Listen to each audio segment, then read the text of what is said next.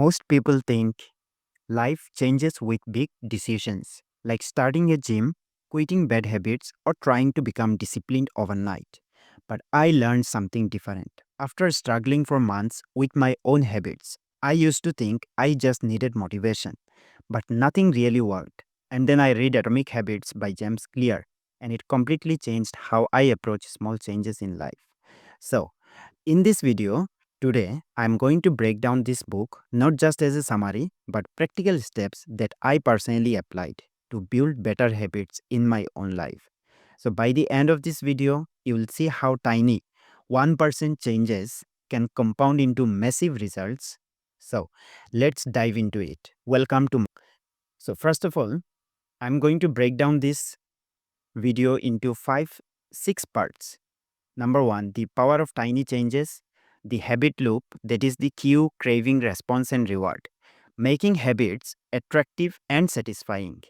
Identity based habits, how I applied atomic habits personally. And number six, key takeaways and actionable advice. So, number one, the power of tiny changes. When I first applied atomic habits, I made one tiny change. Every morning, I spent just 5 minutes reading instead of scrolling on my phone. I felt insignificant at first. I thought, 5 minutes? That won't change anything. James Clear calls this the 1% improvement principle. When you improve by just 1% every day, over a year, those small changes compound, and suddenly you are a completely different person. I experienced this personally. 5 minutes became 10 minutes, 10 minutes became 20, and within a month, I had built a consistent morning reading habit without forcing myself. That's the magic of tiny habits. Small, manageable changes win over huge, unrealistic solutions every time. So, right now, I can read 10, 20, 30, 40 pages altogether. Step number two, the habit loop. That is the cue, craving, response, and reward. I used to wonder why habits felt impossible to break or form. The answer is the habit loop. That is the cue, craving, response, and reward. For me, the cue was waking up and seeing my phone.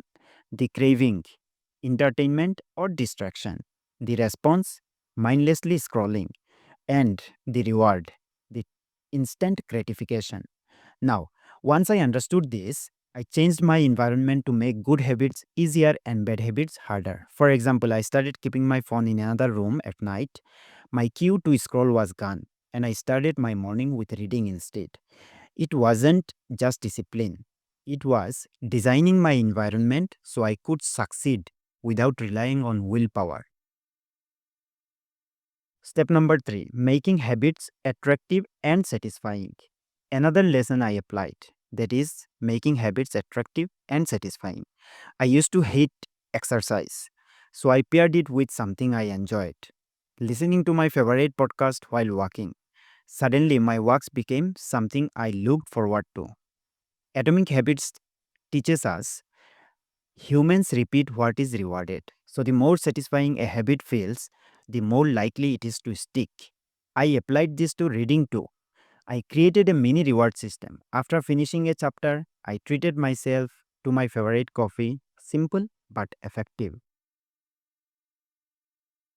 Step number four, identity based habits. The biggest mindset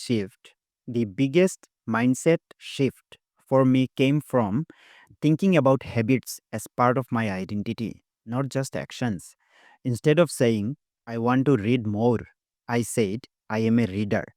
Instead of, I want to exercise, I said, I am someone who works out daily. My changing, by changing my self image, habits became part of who I was, not just task on a to-do list. This is the secret to long-term consistency. You don't focus on goals.